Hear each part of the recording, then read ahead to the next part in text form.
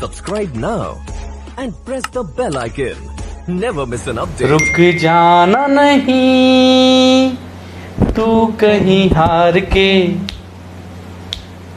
कांटों पे चल के मिलेंगे साए बाहर के। साल 2019 के अंत की बात है। दिल्ली में एक बहुचर्चित कार्यक्रम साहित्य आज तक का आयोजन होता है। उस आयोजन में बहुत सारे सेंटर ऑफ अट्रैक्शंस होते हैं और ये आयोजन पूरी तरह से साहित्य को, लिटरेचर को डेडिकेटेड होता है। तो उन तमाम सेंटर ऑफ अट्रैक्शंस में एक चीज़ थी जो बहुत ज़्यादा चर्चे में रही, और वो चीज़ थी एक किताब। वो किताब चर्चे में इसलिए रही कि बहुत लंबे समय के बाद उस विधा पर, जिस विधा पर यह किताब लिखी गई है, बहुत लंबे समय बाद कोई कंटेंट आया है। ऐसा कहना है द ललन टॉप का। हम बात कर रहे हैं बहुचर्चित किताब, सेल्फ हेल्प पर लिखी गई एक किताब जिसने बहुत सारे युवाओं को पसंद आई। वो किताब बहुत सारे युवाओं ने अप्रिसिएट किया। इनफैक्ट युवा नहीं, सारे वर्गों ने उसको एक्सेप्ट किया। तो हम किताब की बात करें, उस किताब का नाम है रुक जाना नहीं। इस किताब के ऑथर निशान जैन जी एक IAS ऑफिसर हैं और सेल्फ हेल्प पर इनके तमाम वीडियोस भी उपलब्ध रहते हैं। और जैसा कि मैंने बताया, द ललन टॉप ने कहा कि हिंदी में बड़े लंबे समय बाद एक मोटिवेशनल किताब आई है। उसके साथ साथ ABP न्यूज़, आज तक, दैनिक जागरण, दैनिक भास्कर जैसे तमाम लोगों ने, तमाम संस्थाओं ने इस किताब के बारे में बहुत कुछ कहा है। इस किताब के बारे में जो एक ख़ास बात है, एक हमारे बहुचर्चित ऑथर हैं जो बहुत आजकल युवाओं के बीच लोकप्रिय हैं, सत्य व्यास जी। उन्होंने बहुत अच्छी बात कही इस किताब को लेकर के, और वो बात ये थी कि यह किताब हिंदी भाषा में एक नया जॉनर क्रिएट करेगी, खुद से ही बनाएगी, क्रिएट करेगी। तो वाकई ये अच्छी बात है, बड़ी प्रासंगिक बात है। तो आज हम इस किताब पर और इस किताब के बाद एक कुछ सरप्राइज़ मटेरियल भी है हमारे पास, उस पर भी हम चर्चा करेंगे। आज हमारे साथ मौजूद हैं निशान जैन जी, और हम उनसे चर्चा करेंगे इस किताब के बारे में और कुछ उनके पर्सनल चीज़ों के बारे में भी। तो निशांत सर, मैं आपका बहुत बहुत स्वागत करता हूं हमारे इस स्टूडियो में, और आपका स्वागत है इस चर्चा के लिए। क्या बात है, thank you so much Praveen. मुझे लगता है आपने जिस तरह का दमदार सा ये इंट्रोडक्शन दिया है, तो लग रहा है कि कुछ नया आज के इस डिस्कशन में कुछ नई चीज़ निकल के आएगी, क्योंकि बहुत सारे डिस्कशंस होते रहते हैं, पर लग रहा है कि आज कुछ नई बातें सामने आएंगी। तो आपने मुझे वो जब रुक जाना नहीं लॉन्च हुई थी, उस टाइम की याद दिला दी। 1.5 साल पहले की बात है। अच्छा। और वो अगला सरप्राइज क्या है वो आप बता देना। पर मुझे लगता है कि इस 1.5 साल में जिस तरह से लोगों के लगातार मेरे को मैसेजेस आते हैं, इतने हज़ारों हज़ार लोगों ने इस किताब को पढ़ा है, मुझे कभी उम्मीद नहीं थी कि रुक जाना नहीं इतना अच्छा परफॉर्म करेगी। और कई लोगों ने तो ये भी कहा कि साहब हम इसको अपनी तकिए के नीचे रख के सोते हैं ताकि जब भी डिमोटिवेट फील करते हैं उसमें से एक चैप्टर पढ़ लेते हैं। तो मतलब ये इस किताब की मुझे लगता है बहुत बड़ी सार्थकता है। अच्छा सर, हम अगर इस चर्चा को शुरू करें तो एक जो छोटी सी बात आती है कि पहले हम रुक जाना नहीं पे ही बात करते हैं। तो ये किताब लिखने का औचित्य क्या रहा? ये किताब आपने लिखी क्यों? क्या आपके अंदर कैसा विचार आया इस किताब को लिखने का? तो बेसिकली हम इसकी हिस्ट्री जानना चाहते हैं कि कब और क्यों आपको ये आइडिया आया कि आपको किताब लिखी जानी चाहिए।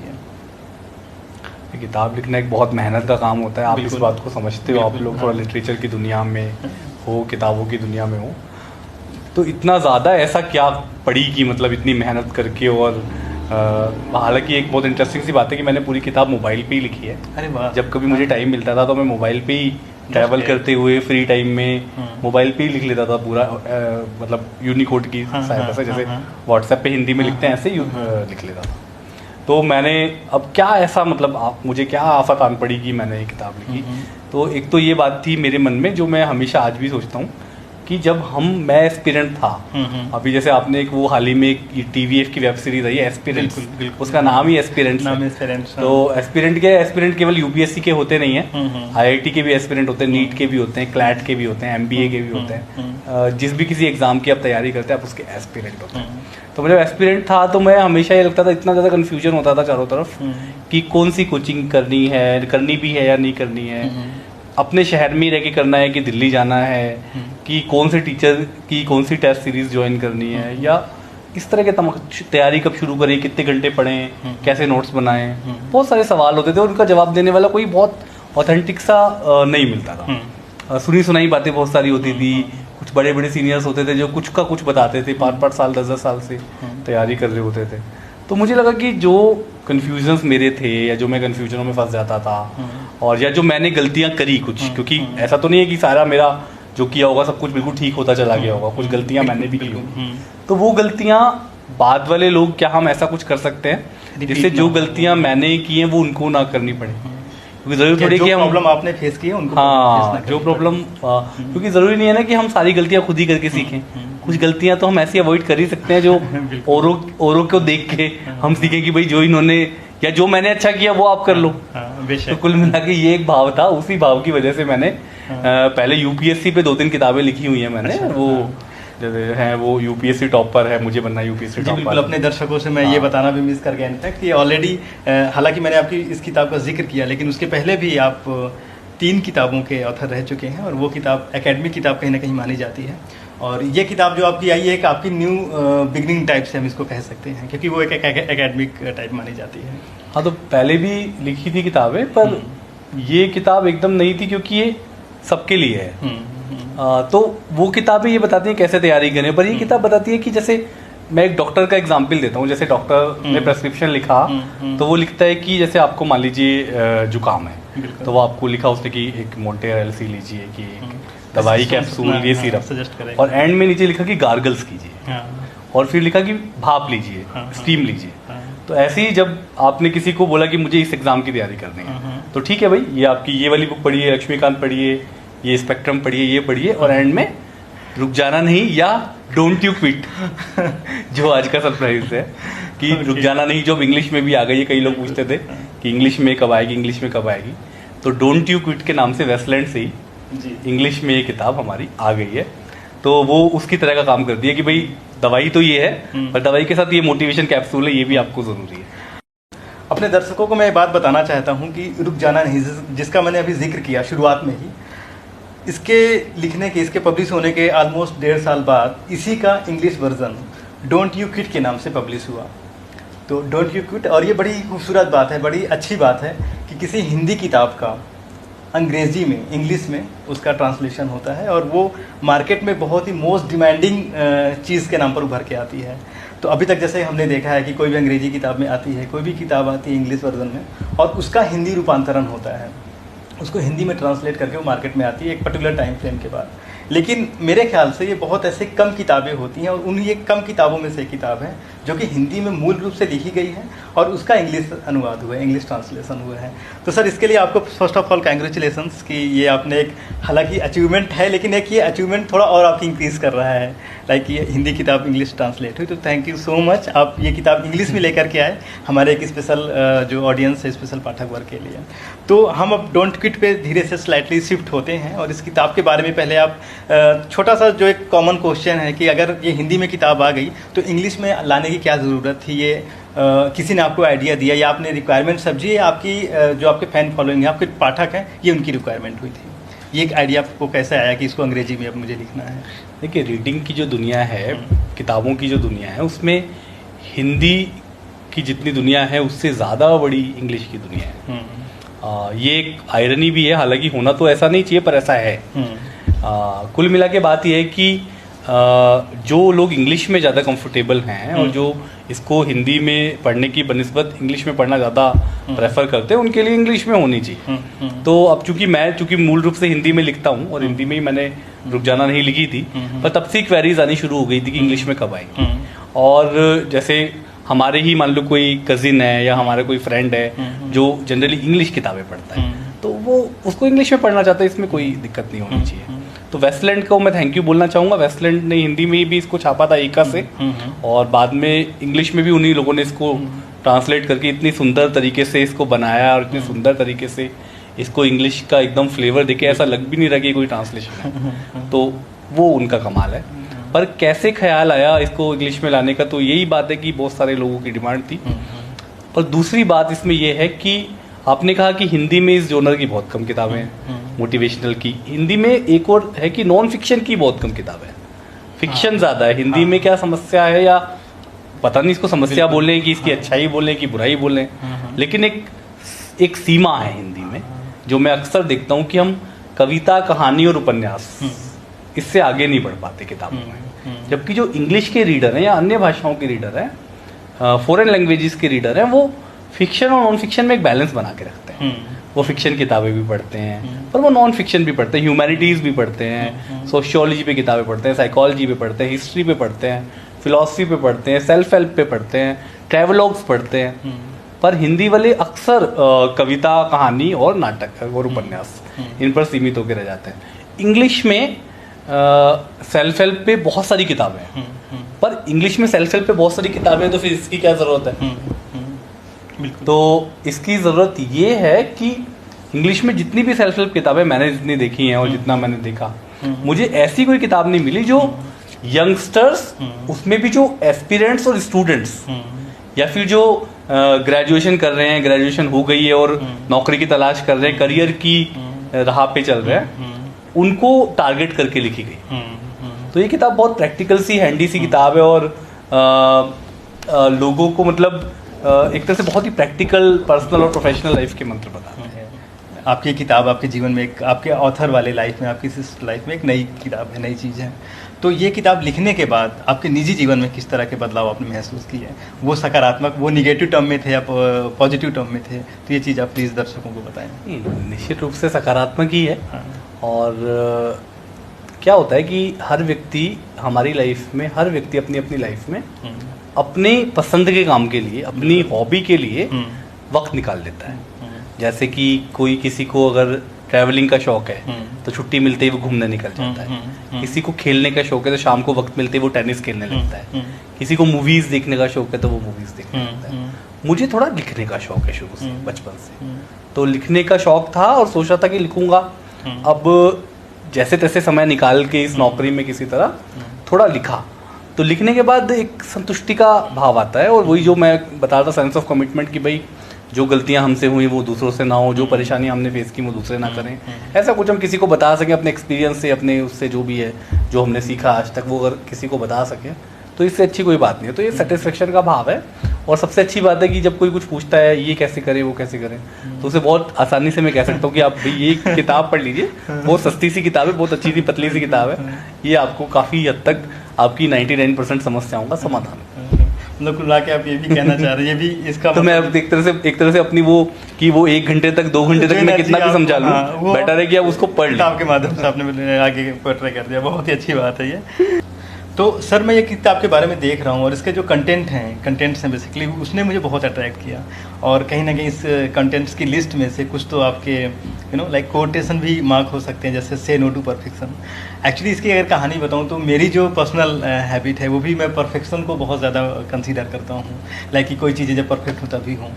लेकिन जब ये पहली दफ़े मैंने देखा से नो टू परफेक्शन, तो मैं थोड़ी देर के लिए ठिठका रुका। ये एक कहीं ना कहीं सबकी मेंटालिटी होती है परफेक्शन की, और आपने एक सिरे से इसको नो कह दिया, नो मीन्स नो, राइट?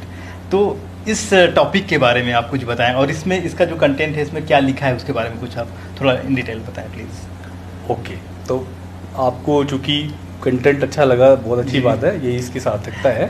और इसमें बहुत सारी ऐसी बहुत सारी बातें हैं। इसमें एक चैप्टर का नाम है से नो टू परफेक्शन। हाँ, मैं एक चैप्टर पे ही बात कर रहा हूँ, आगे और भी चैप्टर है मेरे जिनसे बात करनी है। तो अब क्या है कि होता क्या है बेसिकली कि वो हम लोग, मैं भी हूँ उनमें से एक, कि परफेक्शन के पीछे भागते भागते भागते हम लोग कोई चीज़ शुरू ही नहीं कर पाते, या फिर बहुत लंबी प्लानिंग करते हैं और उसके बाद जब वो सारी चीज़ें अनुकूल होंगी, सारी चीज़ें एकदम ऐसा कोई एक यूटोपिया टाइप सोच लेते हैं कि वो होगा तब हम ये काम करेंगे, तो ना कभी वो काम हो पाता है। और परफेक्शन छोड़ो, वो नॉर्मली भी नहीं हो पाता। जैसे कहते हैं ना कि भाई एक कोई बेस्ट रास्ता नहीं होता, बहुत सारे अच्छे रास्ते होते हैं, है ना? बेस्ट और गुड में अंतर है। तो हम कहते हैं बेस्ट के चक्कर में गुड को भी छोड़ देते हैं। बिल्कुल सही। तो इतनी बड़ी गलती करते हैं। अब लोग पूछेंगे यार, अब से नो टू परफेक्शन कह रहे हो, परफेक्शन कोई इतनी खराब चीज़ है क्या? परफेक्शन खराब चीज़ नहीं है, परफेक्शन होना बहुत अच्छी बात है। बट परफेक्शन नाम की कोई चीज़ एग्जिस्ट नहीं करती। प्रॉब्लम ये है, एक्सीलेंस है, एक्सीलेंस है, श्रेष्ठता, उत्कृष्टता। आप जो भी काम करें उत्कृष्ट तरीके से करें, बेस्ट करें, अपना बेस्ट दें, पर वो एकदम बेस्ट हो ये संभव नहीं है। तो एक्सीलेंस की ओर भागें, परफेक्शन से बचें, ये इसमें बताने की कोशिश की। बहुत ये अच्छी बात है और बहुत ही अलग तरह से आपने चीज़ों को एक्सप्लेन किया है। एक इसमें चैप्टर है, what are you reading these days. एक जगह एक मुझे कोटेशन याद आता है। कोटेशन कुछ यूँ है कि what you read makes what you are actually. क्या बात है। तो इसमें आपने बताया है what are you reading these days, इस पे आपने आगे क्वेश्चन मार्क भी है। तो इट सीम्स कि इसमें आपने कहीं ना कहीं अपने जो रीडर्स हैं उनको बताने की कोशिश की है कि आप क्या पढ़ रहे हैं और कैसे पढ़ें, तो इसके बारे में आप प्लीज़ कुछ कहें। हाँ, तो देखो ऐसा है कि कभी कभी हमको खुद से सवाल पूछना चाहिए। आजकल खासतौर पे जब इतना वीडियो कंटेंट अवेलेबल है, YouTube, IGTV, Instagram, Facebook watch, means यहाँ रीडिंग का मतलब ओवरऑल हमारे सारे कंटेंट से है, हम जो देखते हैं वो भी हमारा kind of part of reading हो जाएगा वो। ठीक है। हाँ। लेकिन दोनों का अपना महत्व है। हाँ। ऐसा ना हो कि we end up watching videos and videos and videos and we end up like OTT and everything, and हमने किताबें पढ़ना छोड़ ही दिया, ऐसा ना हो जाए। तो हमें कभी कभी खुद से ये सवाल पूछना चाहिए कि क्या पढ़ रहे हो आजकल, खुद से ही पूछना चाहिए।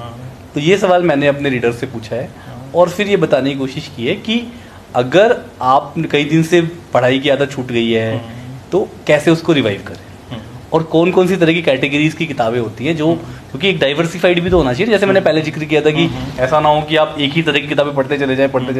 सेल्फ हेल्प पढ़ना शुरू किया तो सेल्फ हेल्प भी पढ़ते चले गए, फिक्शन को भूल गए, फिक्शन पढ़ना शुरू किया तो नॉन फिक्शन भूल गए। ऐसा ना हो, तो इसलिए मैंने 3-4 कैटेगरीज में बांटा है किताबों को, जिस तरह से उनको पढ़ना चाहिए।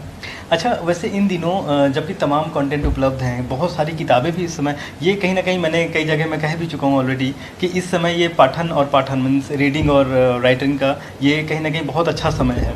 Everybody wants to read and everybody wants to write. ठीक है। तो इस दौरान आपको क्या, आपके किस तरह से सजेस्ट करेंगे हमारे यंग रीडर्स को कि वो किस तरह की चीज़ें पढ़ें, क्या पढ़ें, व्हाट टू रीड? ये बड़ा अच्छा सवाल है। एक्चुअली इस चैप्टर में मैंने एक्सप्लेन भी किया है। देखो, मैंने मेरे हिसाब से उस 3-4 कैटेगरीज में अगर किताबें पढ़ते हैं आप, जो लोग पढ़ते हैं वो जानते हैं, उनको 3-4 कैटेगरीज में बांटा जा सकता है। एक तो होते हैं क्लासिक्स, चाहे वो हिंदी हो, चाहे वो इंग्लिश हो, चाहे वो कन्नड़ हो, कोई भी भाषा हो, सब में कुछ क्लासिक किताबें होती हैं। जैसे अगर हिंदी की बात करें तो प्रेमचंद क्लासिक हैं, निराला, अज्ञे, फणीश्वर नाथ रेणु, इनकी जो किताबें वो क्लासिक्स हैं। श्रीलाल शुक्ल का राग दरबारी क्लासिक है।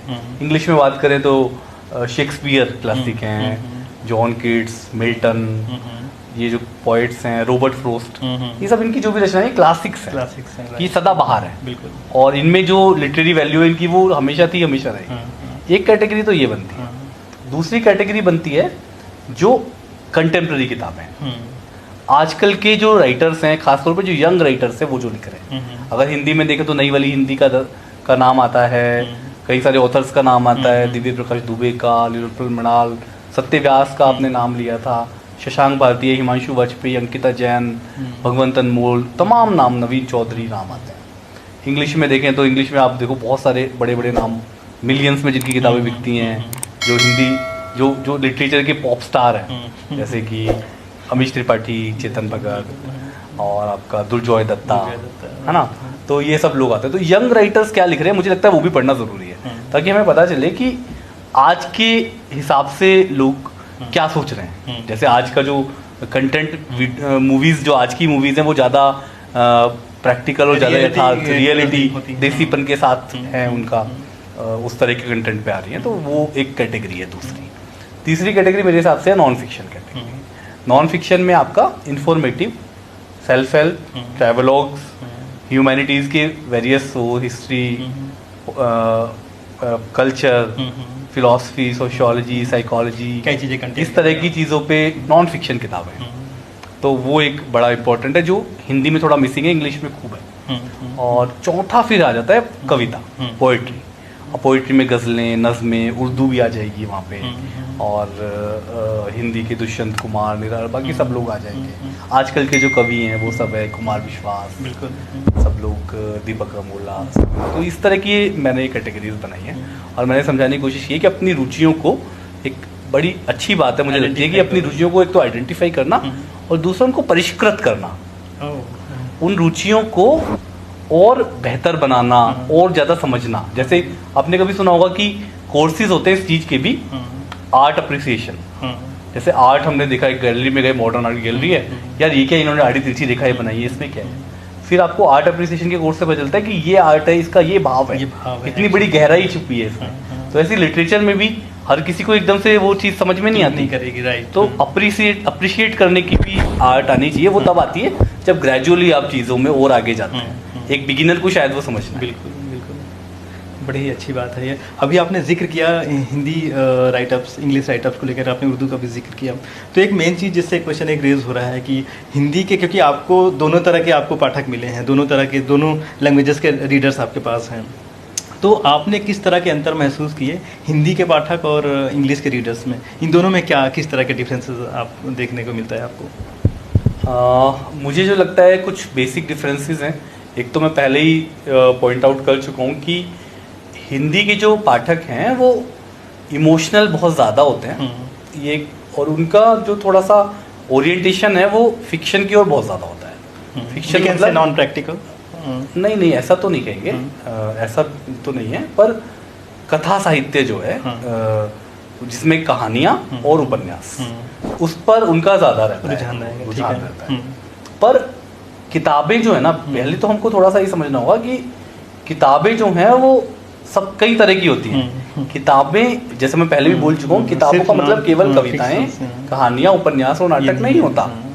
तो ये थोड़ा सा एक डिफरेंस मैं महसूस करता हूँ हिंदी के पाठक में, कि वो उधर भागता है और वो उसको शायद या तो दिया नहीं गया, ऐसा नहीं है कि वो नहीं पढ़ना चाहता। जैसे अगर रुक जाना नहीं, फिर कैसे पढ़ी इतने लोगों ने, 20,000, 25,000, 30,000 लोगों ने कैसे पढ़ी? इसीलिए क्योंकि उनको अभी तक दिया ही नहीं, चीजें, कंटेंट उपलब्ध ही नहीं है। आपने उनको नॉन फिक्शन में अच्छी किताबें दी नहीं, आपने उनको सेल्फ हेल्प में अच्छी किताबें दी नहीं, अच्छे ट्रैवलॉग्स आप उनको दे ही नहीं रहे हो। तो ये है कि हिंदी के पाठक की रुचियों को डाइवर्सिफाइड किए जाने की जरूरत है, ताकि उसकी एक तरह से उसकी दायरा बढ़े, उसका अब उसकी सोच का भी दायरा बढ़े, उसके एक्सपोजर बढ़े। तो ये एक अंतर है थोड़ा हिंदी इंग्लिश पाठक में।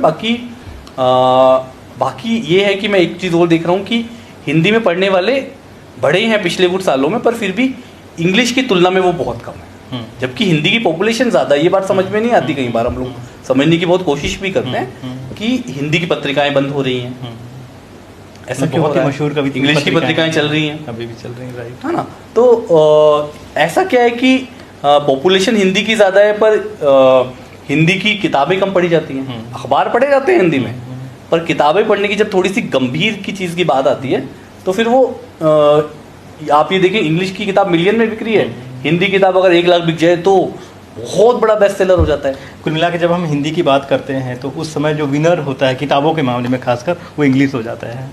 हाँ, इंग्लिश विनर हो जाता है। हाँ, मतलब सेल पॉइंट ऑफ व्यू से और रीडिंग पॉइंट ऑफ व्यू से। हाँ, बिल्कुल। तो ये बड़ा डिफरेंस आपने इसको आइडेंटिफाई किया सर। इसमें एक जगह आपने एक आपका इसमें चैप्टर है, वो चैप्टर में ये, हाँ, आपका 11वां चैप्टर है इसमें, 11th chapter, do you have a plan B.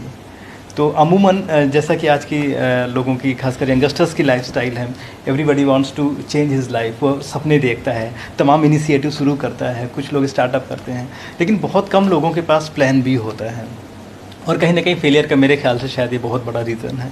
तो जो आपने ये चैप्टर लिखा है, do you have a plan B, तो इसमें किस तरह से आपने, क्या आपको वाकई लगता है कि प्लान बी होना बेहद ज़रूरी है? तो ये इसको किस तरह से आप आगे आपने इस पे लिखा है चैप्टर पे? ओके, तो बेसिकली रुक जाना में मैंने एक बात कही थी कि भाई सितारों के आगे जहाँ और भी है। ये बिल्कुल आपका जो इसका हिंदी वर्जन है, ये मुझे इनफैक्ट ये चैप्टर बहुत ज़्यादा अट्रैक्ट किया था, खासकर ये लाइन, सितारों के आगे जहाँ और भी है। होता क्या है कि हम लोग एक चीज़ को पकड़ के बैठ जाते हैं कि हमें आईएएस बनना है। हाँ। अब आईएएस बनना है, लेकिन आईएएस बन नहीं पाए क्योंकि लाखों में 1 आदमी, लाखों में 100 आदमी बन रहे हैं। तो अब उसमें आप सोचिए कि अब क्या करें, व्हाट नेक्स्ट। यूपीएससी क्वालिफाई कर नहीं पाए, व्हाट नेक्स्ट। तो वहाँ पे प्लान बी काम आता है। और मैंने हमेशा बार बार प्लान बी की अहमियत को हमेशा रेखांकित किया है, क्योंकि प्लान बी अगर आपके पास होता है तो आप तनाव मुक्त होके, दबाव मुक्त होके आगे बढ़ पाते हो लाइफ में। तो यूपीएससी की तैयारी हो चाहे लाइफ हो, अगर आपके पास प्लान बी है, यानी अगर आप ये, भले ही आप उसके लिए उसको अभी एग्जीक्यूट ना करें, पर जब उसकी जरूरत पड़ी तब तो उसको एग्जीक्यूट कर पाए, तो उसको सोच के जरूर रखें कि अगर ये जो मैंने सोचा है, जो मेरा ड्रीम है, अगर ये नहीं हुआ तो मैं क्या करूँगा। तो ये कहीं ना कहीं हमें एक हौसला भी देती है कि हाँ, कि अगर ये नहीं होगा तो एटलीस्ट ये हो जाएगा। हाँ, लेकिन इसमें एक कुछ लोग ऐसी बात भी कहते हैं कि सब एक ही संकल्प होना चाहिए, बहुत सारे विकल्प नहीं होने चाहिए, वरना उलझ जाता है। पॉइंट है। हाँ। कई नावों की सवारी नहीं करनी चाहिए, इस तरह की बात। 2 नाव में पैर नहीं रखने चाहिए। तो उसके लिए मैं ये कहना चाहता हूँ भाई, 2 नावों की सवारी करने को आपको कोई नहीं बोल रहा है, पर हम एक अपने लिए अल्टरनेट नाव रखें कि इन केस अगर ये नाव हमारी डैमेज होती है तो हम दूसरे नाव हाँ, वरना आप एकदम से बौखला जाएंगे, बिल्कुल असफलता को हैंडल नहीं कर पाएंगे। अचानक से आपको डिप्रेशन के थॉट्स आने लग जाएंगे, एंग्जाइटी होने लग जाएगी, कई लोग और भी दूसरा खराब कदम उठाने लग जाते हैं। तो उस तरह की स्थितियों से बचने के लिए बेटर है कि आप पहले से ही थोड़ा सोच के रखें, तैयार रहें। जैसे कहते हैं try for the best and prepare for the worst. एक बात मैंने नोटिस की इस दौरान, पूरे इस सेशन के दौरान भी नोटिस कर रहा हूँ कि आपकी बातों में भी, इनफैक्ट आपकी जो किताबें हैं, रुक जाना नहीं जो इसका हिंदी वर्जन है, और इसमें कोट्स की भरमार है। अब अभी आप बात कर रहे हैं, आपने न जाने फ्लो में बहुत सारे कोट्स मतलब पोर्ट्रे कर दिए। तो एक चीज़ ये है कि जो कोट्स आप इसमें अपने किताब में एक्सप्लेन किया है, कई जगह आपने संस्कृत के कुछ श्लोक भी उद्धृत किए हैं, और कई जगह हमारे जो पुराने फिलोसफर रहे हैं, बड़े राइटर्स हैं, उनके भी कोट्स आपने इस्तेमाल किए, और खुद के भी आपके कोट्स हैं नो डाउट। तो ये सारे कोट्स क्या आपका एक जगह आप स्टॉक रखते हैं कि जब जरूरत पड़ेगी उसको पिक कर लेंगे, या रैंडम लिखते समय आपके दिमाग में आते हैं ये कोट्स? स्टॉक तो रहता है मन में, अच्छा, दिमाग में रहता है, वहीं से एकदम अपने आप कहीं ना कहीं तो गो डाउन क्या हो है ना, हमारा जो क्या होता है ना, सुपर कंप्यूटर का भी जो वो होता है ना, उससे भी ज़्यादा अच्छा हमारा होता है सिस्टम जो भगवान ने हमें बना के दिया। तो अगर, क्योंकि मुझे थोड़ा सा कोटेशंस का शौक भी है बचपन से, तो कविताएं और इस तरह की चीज़ें बहुत जल्दी याद हो जाती हैं, तो कोट्स याद हो जाते हैं। तो ये सवाल अगर मैं इसका आंसर करने की कोशिश करूं तो इसका आंसर सिर्फ इतना सही है कि मैंने ऐसे कोई प्लान करके नहीं लिखे थे कोट्स कि मैं इनको इस जगह प्लांट करूंगा, उस जगह प्लांट करूंगा। ये लिखते लिखते लिखते सहजता में ही आए हैं, और वो मैंने वहाँ जहाँ रेलेवेंट है वहाँ यूज़ भी किए बेझिझक। बड़ी अच्छी बात है, और इनफैक्ट ये कोट्स ही इस किताब को बहुत ज़्यादा अट्रैक्टिव बनाते हैं। और हमारे जो तमाम आजकल लिटरेरी पेजेस चल रहे हैं, तो इनको ये कहीं ना कहीं बहुत ज़्यादा उनके पास नंबर्स ऑफ कोट्स बहुत ज़्यादा हैं, तो वो कभी अभाव में नहीं रहते, खासकर आपके लिए। खैर जोक्स अपार्ट, तो इसमें एक लास्ट में, आपकी इस किताब के लास्ट में एक पूरा चैप्टर ही आपने, पूरा सेगमेंट आपने बेसिकली क्रिएट कर रखा है, that is some splendid success stories, सफलता की कुछ शानदार कहानियाँ। तो ये कहानियाँ जो आपने लिखी हैं, इसमें कई नाम हैं, कुछ नाम मैं पढ़ना चाहता हूँ। चेतन कुमार मीना, इल्मा अफरोज़, इनकी कहानी से मैं प्रभावित हुआ, और मैं चाहूँगा कि इनकी कहानी के बारे में आप कुछ दर्शकों को बताएं। सत्येंद्र सिंह जी, सुकृति माधव जी, तो इनकी जो कहानियाँ आई हैं, तो ये कहानियाँ आपने लिखी हैं, या ये कहानियाँ आप इनसे परिचित हैं, पर्सनली आप इनको जानते हैं, या इन्होंने अपनी कहानी आपको सजेस्ट करी, कि या आपकी इसमें जो फेवरेट कहानी है उसके बारे में आप कुछ बताएँ? जी बिल्कुल, तो ये क्या है, इस किताब का रुक जाना नहीं हो या डोंट यू क्विट हो, इन दोनों किताबों का 2/3 पार्ट तो वो है जो लाइफ मंत्रास हैं, बिल्कुल, जो आपके करियर को, लाइफ को बेहतर बनाते हैं, और लास्ट का जो पार्ट है, सेगमेंट है, वो है सफलता की कहानियाँ। और वो कहानियाँ मैंने नहीं लिखी हैं, वो कहानियाँ जो ये सक्सेसफुल लोग हैं, 25-26 कहानियाँ इसमें मैंने नाम लिए अभी, उन सब ने खुद लिख के दी हैं, और मैं उन सबको जानता भी हूँ कुछ हद तक, ज़्यादा तो नहीं, पर जब मैंने उनसे बात की, फिर उनसे मैंने रिक्वेस्ट की कि प्लीज़ आप मुझे ये चीज़ लिख के दे दो, तो उन्होंने फर्स्ट पर्सन में बताया कि मेरे साथ ऐसा हुआ, मैंने ये संघर्ष किया। तो ये जो कहानियाँ हैं, इनमें से 3-4 कहानियाँ तो इतनी ज़्यादा, सारी कहानियाँ एकदम अमेजिंग है, एक भी कहानी इतनी ज़्यादा रोंगटे खड़े कर देने वाली कहानियाँ हैं कि जो हमें पढ़ के और ये लगता है कि ऐसे भी लोग क्या एग्जिस्ट करते हैं, और रुक जाना नहीं क्या जो मंत्र है वो इन सब लोगों ने अपनाया है। तो अगर मैं इनमें से 1-2 कहानियों की बात करूं, जैसे इल्मा अफरोज़ की कहानी मुझे बहुत अच्छी लगती है। अभी इल्मा जो है वो मुरादाबाद के एक कस्बे से निकल के, और वहाँ पे जहाँ पे जिस परिवार में पढ़ाई का ज़्यादा तवज्जो नहीं है, और उसको कहा जा रहा है कि भाई ये तो जो है लोंडिया तो दूसरे घर को भेजने की चीज़ है, इसको क्यों पढ़ाना, इस तरह की बात जहाँ पे कही जा रही है, वहाँ पे वो लड़की मम्मी अपनी अम्मी की मदद से वो पढ़ती है, और उसकी मदर उसको मोटिवेट करती है, लगातार वो पढ़ती जाती है, ऑक्सफोर्ड जाती है पढ़ने, पहले सेंट स्टीफेंस में पढ़ती है दिल्ली DU में, उसके बाद ऑक्सफोर्ड जाती है, आके फिर उसको अचानक लगता है कि नहीं मुझे देश की सेवा करनी है, फिर UPSC के एग्ज़ाम में बैठती है, और फिर उसको भी क्वालिफाई करती है, अभी वो हिमाचल प्रदेश में IPS ऑफिसर बनती है। तो ऐसी ऐसी मज़ेदार कहानियाँ, ऐसी ऐसी प्रेरक कहानियाँ। एक और कहानी जो मुझे बहुत ज़्यादा मोटिवेट करती है, मुझे भी, खुद मैं उनको भी जानता हूँ, सत्येंद्र सिंह हैं एक, जो 1.5-2 साल की उम्र में कोई गलत इंजेक्शन लग गया था, आंखों की रोशनी चली गई। अब उसके बाद इतने ज़्यादा पिछड़े परिवार से कि उनको यही नहीं मालूम कि डिफरेंटली एबल्ड जो बच्चे होते हैं, ब्लाइंड जो बच्चे होते हैं, उनके अलग स्कूल भी होते हैं, उन्हें यही नहीं पता। इतना साधारण फैमिली बिलोंग, इतना साधारण परिवार, उनको इतना एक्सपोजर भी नहीं था। उनके ताऊ जी दिल्ली में किसी बस में ट्रैवल कर रहे थे, तो उन्हें किसी से सुनने को मिल गया ऐसा कि वो स्पेशल स्कूल क्या होता है, तो स्पेशल स्कूल के बारे में पता किया, तो वो बच्चे को किसी तरह से लाके, गांव से लाके, और वहाँ एडमिशन करा दिया। वो उसकी लाइफ का इतना बड़ा गेम चेंजर बना कि उसके बाद उसने उस स्कूल में पढ़ाई पूरी की, पढ़ाई करके DU के कॉलेज में पढ़ाने लग गए। पढ़ाने के बाद उनको UPSC का मन था, UPSC का एग्ज़ाम दिया, क्वालिफाई किया, अभी सर्विस ज्वाइन भी कर ली। और उनके बहुत अच्छे मोटिवेशनल लेक्चर्स अगर आप कभी देखें सत्येंद्र सिंह का, तो बहुत अच्छा लगता है। मैं उनसे खुद मिलने का भी मेरे को मौका मिला, और जब मैं उनसे बात करता हूँ तो मुझे लगता है कि मैं खुद कभी कभी उदास हो जाता हूँ, पर जब उनसे बात करता हूँ सत्येंद्र सिंह से, तो इतना ज़्यादा एनर्जेटिक होता है उनका उनसे बात करना कि लगता है कि यार क्या एनर्जी कहाँ से लाता है इतनी यार। वाकई तो ऐसी प्रेरक कहानियाँ जब रीडर्स पढ़ते हैं, और सबसे अच्छी बात ये कहानियाँ कहीं ना कहीं रियल स्टोरीज हैं, तो रियल है, हवा हवाई कुछ भी नहीं है, तो बिल्कुल लोग और कनेक्ट हो इनफैक्ट जाते हैं। जो है उससे कहीं ज़्यादा है उनके पास, उन्होंने बहुत कम बताया है। हाँ। तो सर, जैसा कि मैंने अभी अपने दर्शकों को बताया कि ये किताब किसी खास जॉनर के लिए नहीं है। इनफैक्ट पेरेंट्स ने भी इस किताब को काफ़ी अप्रिशिएट किया, काफ़ी पसंद किया, और जो बच्चे हैं हमारी जो यंग जनरेशन उन्होंने भी काफ़ी इसको अप्रिशिएट किया। जो रीडर्स हैं बेसिकली उन्होंने तो डेफिनेटली इसको बहुत अच्छे से सराहा। इनफैक्ट जो राइटर्स हैं उन्होंने भी इस किताब को पढ़ा। कुल मिला के हर जॉनर पे ये किताब आपकी सटीक बैठ रही है। तो एक चीज़ और है कि आपके मेरे ख्याल से सर्किल में भी, और आप क्योंकि अब आप ऑथर कम्युनिटी से बिलोंग करते हैं, तो काफ़ी कई जो नए हमारे अपकमिंग ऑथर्स हैं वो आपके अच्छे से कांटेक्ट में हैं। तो जो यंग ऑथर्स हैं, यंग राइटर्स हैं, उनको आप किस तरह से सजेस्ट करना चाहेंगे उनकी लेखन शैली को लेकर के? हाँ देखिए, ये बात तो है कि मैं देखता हूँ बहुत सारे लोगों से बात होती है तो वो कहते हैं कि हमने भी कुछ लिखा है और हम भी उसको पब्लिश कराना चाहते हैं। तो उसमें मैं ये कहना चाहता हूँ कि आप डायरी, जो आपने डायरी होती है ना, किसी की डायरी में लिखते रहे जो भी लिखना है आपको, जो भी मन करता है, भावनाओं का बहुत तेज़ प्रभाव, तो उसको रोकिए मत, उसको लिख डालिए, कोई दिक्कत नहीं है।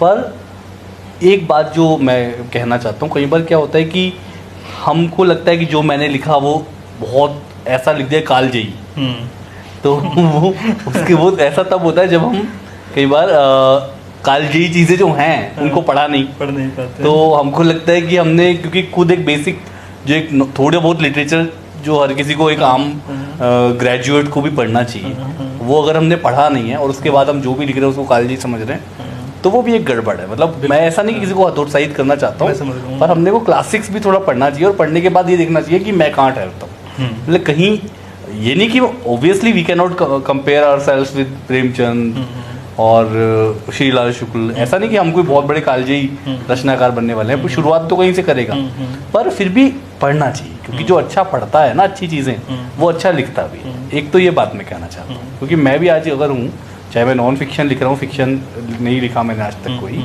पर मैंने पढ़ा बहुत है, फिक्शन भी पढ़ा है, नॉन फिक्शन भी पढ़ा है, तो पढ़ना ज़रूरी है। एक मैं यंग जनरेशन को, जो राइटर एस्पायरिंग ऑथर्स हैं, उनको ये कहना चाहता हूँ। दूसरी बात मैंने आपको कही कि लिखते रहिए, लिखने को मना नहीं कर रहा हूँ, पर उसको थोड़ा ये देखिए कि हम कहाँ स्टैंड कर रहे हैं, और उस हिसाब से फिर उसको समय समय पे फिर निकालिए बाहर। कभी किसी मैगजीन में दे दीजिए, कभी किसी वेबसाइट पे या किसी पेज पे दे दिया आपने, और देखिए कि कैसे उसको किस तरह से लोग समझ रहे हैं, समझ पा रहे हैं। धीरे धीरे एक राह निकलती जाएगी। और पब्लिशर का मतलब ये नहीं आप सोचो कि पहली बार में मेरे को एक बड़ा पब्लिशर खुद मेरे घर आएगा या मेरे की प्रभावित हो जाएगा, ऐसा नहीं है। वो धीरे धीरे आपकी पहचान बनेगी। आप शुरू में कुछ लिखेंगे, एक आर्टिकल आपका बहुत फेवरेट हो जाएगा, पसंद किया लोगों ने, तो धीरे धीरे लोग कहेंगे अच्छा आप कोई बुक लिखी है। तो इस तरह से धीरे धीरे होता है। और इनफैक्ट राइटिंग फील्ड, आपकी राइटिंग स्किल भी ग्रेजुअली इंक्रीज होती है। स्किल भी पहले दिन से अच्छी नहीं होती। आप हर जो नई किताब, इवन हम जो ऑथर जो लिखते भी है ना, उनसे आप कभी भी किसी अच्छे ऑथर से बात करो, वो आपको बताएगा कि शुरू में मुझे लिखता था, कभी खुद ही वो हंसता है कि यार मैंने क्या लिख दिया है। हाँ, इनफैक्ट आजकल बहुत सारे इसमें मीम्स भी आते हैं कि फेसबुक स्टोरीज हमारी 2 साल पहले ऐसे हुआ करती थी, हम बड़ा एम्बैरेस फील करते हैं पढ़ करके हमारा। तो वो ग्रेजुअली हर कोई इवॉल्व करता है, और जो इवॉल्व नहीं करता वो मृत होता है। जो आदमी रुका हुआ पानी सड़ जाता है, ये बात रुक जाना ने भी कई बार लिखी है कि जिस तरह रुका हुआ पानी सड़ जाता है, उसी तरह से रुका हुआ जो व्यक्ति होता है वो कुछ नया जो सीखता नहीं, वो मृत जैसा होता है। एक्चुअली ये भी है कि जीवन निरंतर गतिमान रहने का नाम है, और ठहर जाना कहीं ना कहीं मृत हो जाना होता है। तो वाकई ये बहुत ही अद्भुत बात सर आपने कही है। रुक जाना नहीं, रुकना नहीं है, लगातार पढ़ते जाना। अच्छा, जैसे कि आपकी जो हिंदी वर्जन था रुक जाना नहीं, एक बहुत ही पॉपुलर गाना रहा है रुक जाना नहीं। मैं चाहता हूँ थोड़ा आप वो प्लीज़ एक बार गा के बताएं। मैं तो गाता तो नहीं हूँ, लेकिन ये पंक्तियाँ मुझे बहुत पसंद है, इसीलिए इसका नाम भी, ये बॉलीवुड मूवी का एक सॉन्ग था, तो मैं सुना देता हूँ। रुक जाना नहीं तू कहीं हार के, रुक जाना नहीं तू कहीं हार के, कांटों पे चल के मिलेंगे साए बाहर के, ओ राही तो सर वाकई ये एक्चुअली ऐसे टाइटल इनफैक्ट बहुत कनेक्टिव हो जाते हैं, क्योंकि रुक जाना नहीं ये हम न जाने कितनी बार सुनते हैं ये गाने के माध्यम से, और फिर हमें इसी उस पर एक किताब पढ़ने को मिल रही है। इनफैक्ट आपको जो इसका इंग्लिश वर्जन है डोंट यू क्विट, तो ये एक बहुत ही फेमस कोट रहा है अंग्रेजी का। तो ये इसका ये मेरे ख्याल से ये इस बुक में मैं आपको पढ़ के बताता हूँ। इसमें ये जो कोट है डोंट यू क्विट, तो ये आपके साथ अच्छी बात रही कि आपने दोनों जो टाइटल रखे हैं किताबों के वो बहुत ही वेल लाइक सब उससे परिचित है। ये है एडगर गेस की पोयम है, उसकी एक लाइन है, when care is pressing you down a bit, rest if you must but don't you quit. तो ये वहां से ये निकल के आता है, और इसका सबटाइटल है द मैजिक ऑफ अनटायरिंग एफर्ट्स। क्योंकि ये सेशन बहुत से हमारे हिंदी भाषी लोग भी देख रहे हैं, तो मैं चाहता हूँ प्लीज़ आप इसका एक थोड़ा सा हिंदी ट्रांसलेट भी कर दें। बिल्कुल, जैसे कि जब कोई आप पे दबाव पड़ता है या कोई ऐसी एडवर्स परिस्थिति आती है तो आप कभी कभी डाउन फील करते हो, आपको वो चीज़ें कम थोड़ा दबाती हैं, थोड़ा आपका परीक्षा लेती हैं। मोरल डाउन तो रेस्ट इफ़ यू मस्ट, अगर आपको ज़रूरत है तो उस समय आप थोड़ा ब्रेक ले सकते हैं, रेस्ट, लेकिन रुकना नहीं है। Never never never give up, वो वाली बात है। इसका एक चैप्टर भी है आपका, never never never give up. हाँ बिल्कुल, तो वही बात है घूम फिर के। चलिए सर, बहुत ही अच्छा सेशन रहा, बहुत मज़ेदार। अब एक लास्ट क्वेश्चन जो निकल के आता है, जो कि कहीं ना कहीं आपके जो रीडर्स हैं उनका भी एक क्वेश्चन है, व्हाट नेक्स्ट। अभी हमें दो चीज़ें एकेडमिक के बाद रुक जाना नहीं है, डोंट यू क्विट, तो ये दो चीज़ें पढ़ने को मिली है, नाउ व्हाट नेक्स्ट। तो इसके बारे में कोई अगर थोड़ा सीक्रेट हो आप हमें हिंट दे सकते हैं? कोई सीक्रेट नहीं है, ऐसा कुछ नहीं है। सेल्फ हेल्प में एक और किताब प्लान की हुई है। वो जो महावीर हैं, हाँ, उनका जो लाइफ और उनकी जो फिलॉसफी है, उनका जो वो है जैनिज़्म है, वो कैसे हमारी डेली लाइफ में यूज़फुल हो सकता है, इस तरह का एक टॉप, उस पर एक सेल्फ हेल्प बुक सोचिए, महावीरा फॉर यूथ। वो पेंगुइन से आएगी, तो वो इस साल के एंड तक आएगी। एक दूसरी चीज़ जो नॉन फिक्शन है अगेन, ट्रैवलॉग। यूपीएससी के बाद जब आईएएस बना मैं, तो एक हमारी ट्रेनिंग के दौरान एक भारत दर्शन होता है। इसमें 1.5 महीने के दौरान पूरा देश में लगभग घुमाया जाता है और बहुत सारी चीज़ों का एक्सपोजर दिया जाता है, नई चीज़ें सिखाई जाती हैं। तो उसका ट्रैवलॉग मैं लिख रहा हूँ, वो पहले ऑडियो बुक के रूप में आएगा, बाद में बुक में जाएगा। तो सर, ये जो आपने व्हाट नेक्स्ट बताए, और तो इसके लिए मैं बहुत बहुत आपको शुभकामनाएं देता हूँ, और उम्मीद है कि जितनी ज़्यादा मात्रा में आपके पाठक ने आपको पसंद किया है इन दोनों किताब के माध्यम से, आपके पाठक वर्ग उसी तरह से आपकी उस किताब को भी पसंद करेंगे। और थैंक यू सो मच आज ये सेशन करने के लिए हमारे साथ। बहुत ही इंटरेस्टिंग टॉपिक रहा, बहुत ही इंटरेस्टिंग हमारी बातचीत रही। उम्मीद है कि हम जल्दी आपकी किताब लॉन्च करें दोबारा दूसरी, और हम फिर इस तरह बैठ के एक सेशन क्रिएट करें। Thank you so much for coming here. Thank you, मुझे बहुत मज़ा आया, शुक्रिया। Thank you. अगर तुम लोग नए हो तो सब्सक्राइब करो, वो जो लाल वाला बटन है उसके साथ सूर्य नमस्कार करो या फिर अनुलोम विलोम, मुझे नहीं पता, बस क्लिक हो जाना चाहिए। अब मैं भी जा रहा हूं।